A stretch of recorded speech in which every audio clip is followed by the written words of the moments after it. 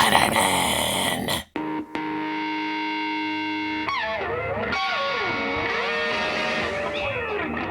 I apologize for the Wish.com intro, but time's been weird this week. Okay, people, welcome back to another Fwoosh Weekly. As always, I'm Robo, and if you were to look through my picture folder for today's episode, it just scrolls and scrolls and scrolls and scrolls and scrolls. And it's not actually a bunch of different companies. It's the usual amount, but you go to any past weekly folders, and there's about 250 images. But Hasbro also showed 22 individual Marvel Legends. Some we knew about, some we didn't. And with that comes their barrage of pretty promotional pictures. Well, I guess 440 images doesn't seem like a lot considering, you know, all the images I've saved over the past few years doing this on a weekly basis. And I don't expect anybody to give a shit about what goes on behind the scenes during the editing process and all that. It just kind of struck me funny. Ooh, that's a lot of images.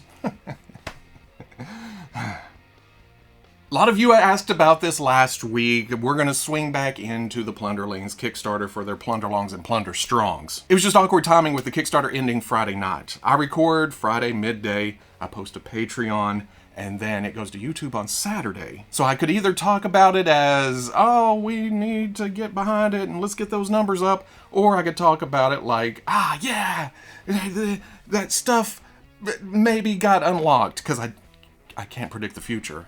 Obviously. That would just bring on, actually, it ended at this, and this, and this, and this was unlocked. To recap, $340,000 is nothing to sneeze at on a Kickstarter campaign. This seems sarcastic, but this is, from the heart. Congratulations. That amount unlocked the cursed plunders, but came just shy of the tinkers. So shy that the Plunderlings team said, hey, if we can get 200 orders for Rusty in backer kit, then we'll go ahead and produce him too. That's just awesome because, ooh, Rusty looks good. If not, hey, no harm, no foul.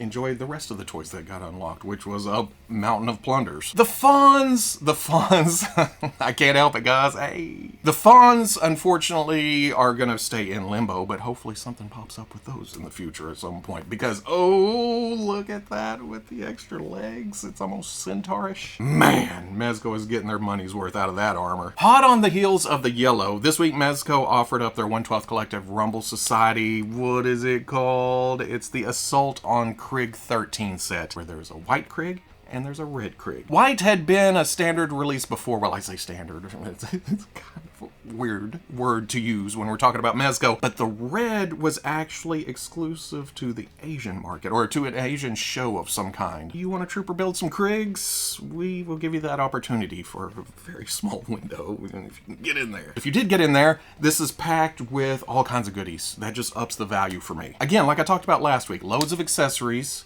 light-up features, and in this case, 2 nice-looking figures for $150. It seems like a deal within the scope of Mezco collecting. Again, I'm repeating myself, Mezco exclusive, Rumble Society, very small window. If you don't have this secured already, your only option is waitlist. Another callback to the previous weekly, not the first, not the last this episode. McFarlane Toys debuted 2 DC Multiverse Blackest Night figures. This week, they show off 2 more. And surprise, neither of them have Bat or Super in their name. He makes more than Batman! Deathstorm looks appropriately zombified, but kind of like Superman that we showed last week, the costume details seem a bit bubbly, especially the logo on the chest. Looks like one of those click lights that you pick up cheap in the Walmart checkout line. Click, click, boo! But Kyle Rayner?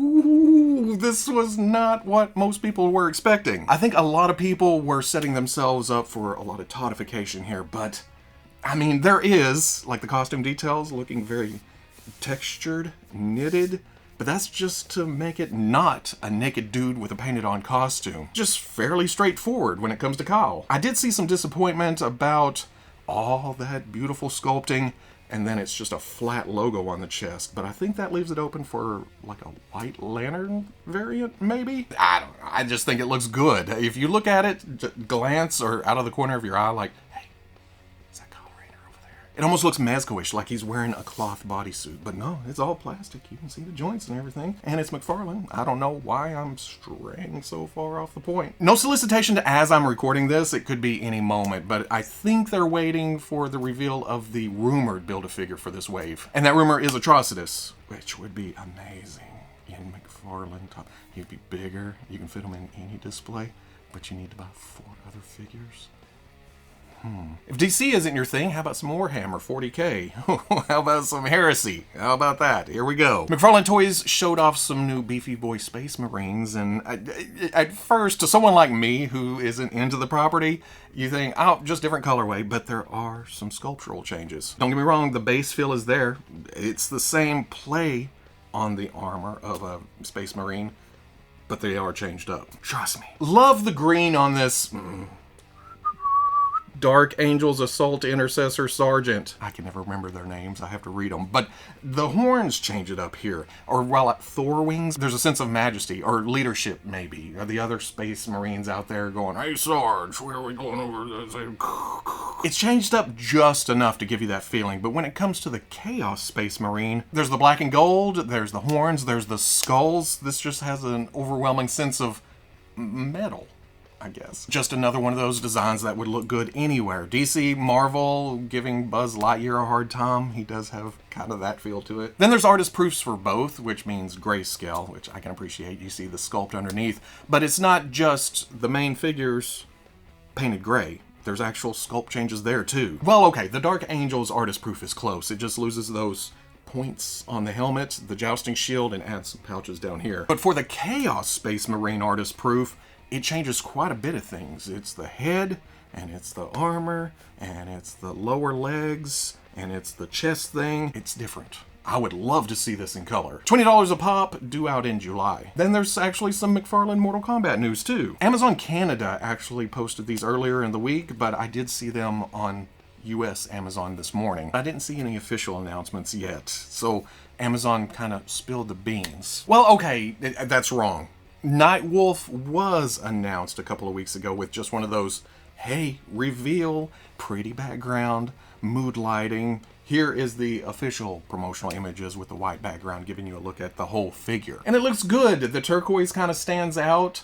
The weapons being in that color almost makes me think, can you add 2 Green Lantern Corps members with some power ring effects? There's also a variant Baraka, which is not a surprise at all. I mean, this line and this game is based on reuse and color swaps. But I was surprised how much more I like this than the original release. They've added the shirt thing, which is kind of cool, and then updated the sculpt around the neck and at the head, just making it sharper. The big thing for me that jumped out right off the bat are the paint apps. Look at the difference 2 years can make, the improvements. The new one just looks so much more threatening, imposing, realistic even. Huge improvement in the presentation. I don't do Mortal Kombat, but this would be neat to have, just as a, oh, well, look at that. Then there is Commando Spawn from Mortal Kombat. I like the look of this. It's Commando Spawn. I mean, the cape is weird. Doesn't he usually run without a cape? But that is reuse from the first Mortal Kombat Spawn, and I think the forearm and the big boot. Everything else seems to be new. Now, going back to my complete lack of knowledge of Mortal Kombat other than the main players, I saw this and I looked at it. I was like, oh, there's a gun in the holster, but they never show it out of the holster. And doesn't Commando Spawn use weapons? This doesn't come with weapons. In my head, I joked to myself, what, does Warner Brothers own Mortal Kombat? Oh, wait, they do? I looked it up. Yep, that's exactly what it is. So you're telling me that in action figure form, you can have ammo belts, you can have grenades, you can have a pistol in the holster that may or may not come out of that, but you can't have the actual separate weapons included in the package for figures based on Mortal Kombat. The game known for its violence and gore. Bright side, because that's what I'm all about, you know. I have seen people post that they have She Spawn. She came with extra weapons. They can use that here, which, yeah, that makes sense, but damn, is it silly. I mean, Baraka has a brain skewered on his blade, but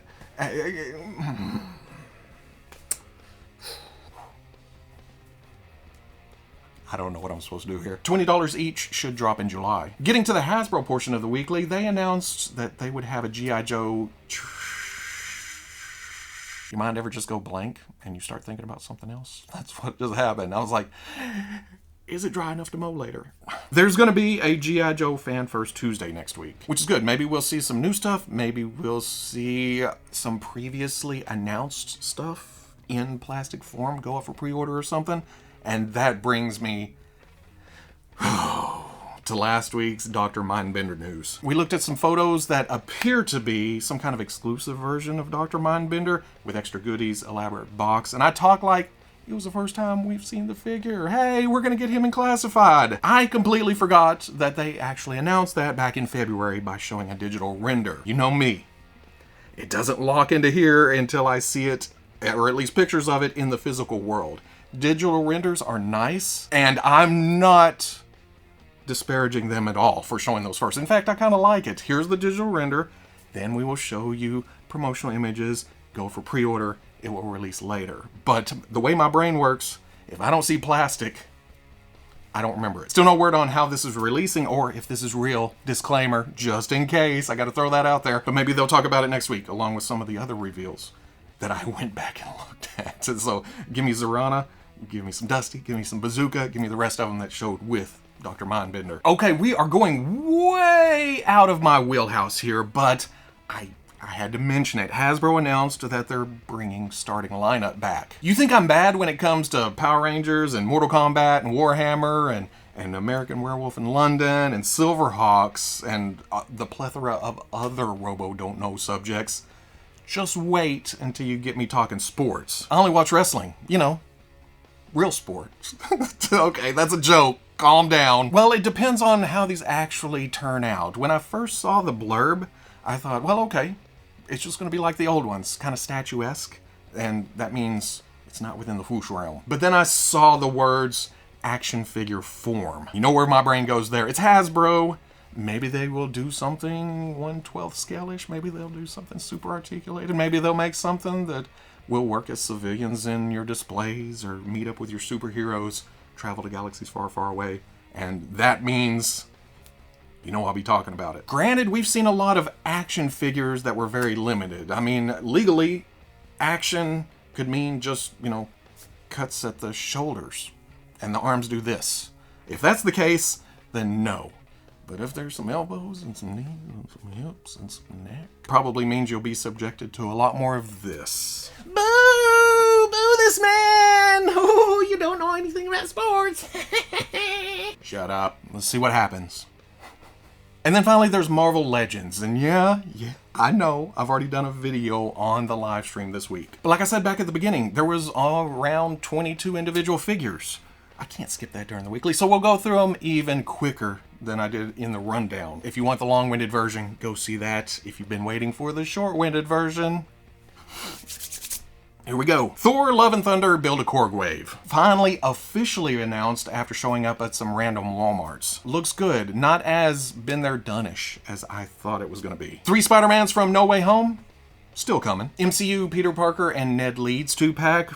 Peter's okay. Ned looks amazing. You can use these as civilians if you're not into the MCU. Spider-Man Noir from Into the Spider-Verse. This is just a beautiful figure. Did not realize they were using the What If T'Challa Star-Lord torso and legs. Thank you to everyone who pointed that out to me. It's not super accurate. It needs the big buttons on the chest. And now that I've seen it, I can't unsee it. Target exclusive went up, sold out. Hopefully it comes back. 20th Anniversary Toad. Very, very polarizing. A lot of people didn't care that I said that I liked it.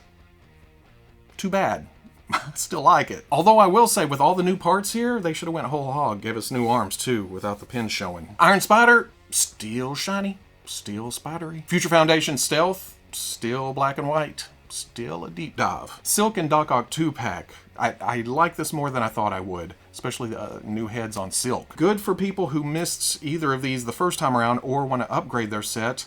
Completely passable if you're happy with those first versions. You know, the standard collector personality trait of, I'm pretty happy with what I got. I can skip new stuff. Was this Amazon exclusive? It leaked out, a while back, sold out. They said it would come back. Null and Venom 2-pack. This hit me out of left field. If it had just been Null, I would have been, nope, don't need it. Don't know Null. But that Venom, for some reason, just grabs me somewhere. Just, it tugs. Not like that, but it's, hey, buy me. Just big figures, beautiful presents. Renew your vows. The Spider-Man with the, yet again, upgraded articulation is the star of the show, but I like the Mary Jane too. The whites, the reds, it's striking. And I understand that she probably balances the budget here. Here's some reuse to get you some new. It's all in the same set. Don't shoot the messenger.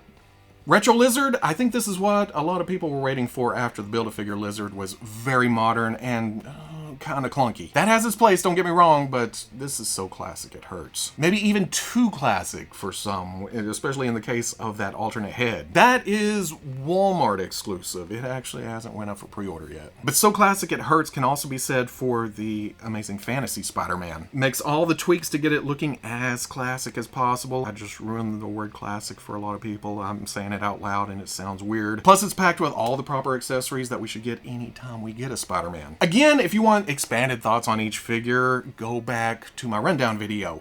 But I made that before these went up for solicitation, before we found out about the prices. In that video, I was like, oh, I need this. This is amazing. And that's not taking away from the figures themselves, but with these new prices, I have to pick and choose. In fact, I only grabbed the Null and Venom 2-pack, and then you know how to grab Toad, it's X-Men. There's nothing wrong with that. I'm working within a budget, which is the most adult thing I do these days, I guess. Hell, I found the Thor wave the other day at Walmart, and I looked at them for a bit in the aisle, you know, kind of, oh, please, you look at them. But I slowly went, well, I don't want to mess with the street date bullshit, first of all, because I had sushi ready to go pick up, so I was hungry, okay? Priorities. But two, I didn't feel like dropping almost $200 right then. I wasn't expecting it, you know? I wasn't planning to run into that wave, and I thought, ooh, not today, Marvel Legends. You just have to go with your gut sometimes. And my gut was saying, sushi. The other big talking point afterwards was the new packaging. Is it ugly and unfriendly? Yes. Does it change carded collecting completely? Yep. Does it reduce plastic waste? I guess. Does it increase the chances of some entitled piece of shit asshole buying it off the peg at retail and then returning it with something like a BST AXN figure and a twig in it? Oh, definitely. Saying all that, I can only speak for myself here. And I said it in the rundown.